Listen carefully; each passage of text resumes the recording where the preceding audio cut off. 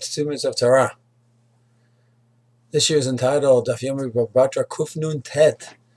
The Gemara discusses the concept of relatives being Adim, testifying in the case against a relative. And the Gemara says it cannot be done. Gezerat HaKatula, Gezerat HaMelech, the decree from the king. Meaning, we don't look to see, well, maybe in this specific case they're not going to cause any problem. So it's Moshe and Aaron, where there's a height of objectivity involved, or let's say it's the two relatives together. It's not like they're against each other and they're not testifying. They're testifying about some case they saw, or they don't even know the people. It doesn't make a difference because it's a decree across the board. Relatives cannot be involved in the testimony. Not too often that we are involved in Beit Dins today, that relatives are testifying Beit Din, but certainly by a chuppah, the Mesadik Dushin has to be very careful to make sure that there's no relative involved in the edut, in the testimony over there, by under the chuppah, signing ktuva, where he doesn't have a relationship. Obviously, the rabbi certainly would be smart enough to know not a brother or an uncle of the chatan or the kala, but sometimes it could be a second cousin. They have to really be well versed in the halachot of when a person is defined as a relative who can or cannot sign the ktuva or be an aid for the kedushin.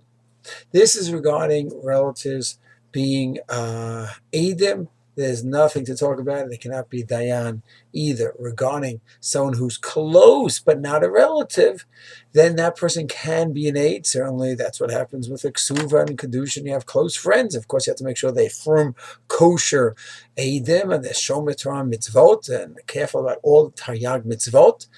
And they can and very often are the Aidim, as long as they are from. What about a close friend not being an aid, but a close friend being a dayan? A person comes to Beit Din and he sees, oh, his friend is the judge.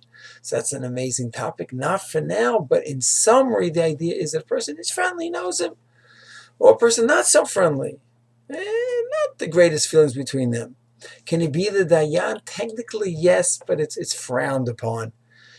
The technical issue to be a dayan is when it's ohavo, you're very, very, very tight, you're very, very close, or the opposite.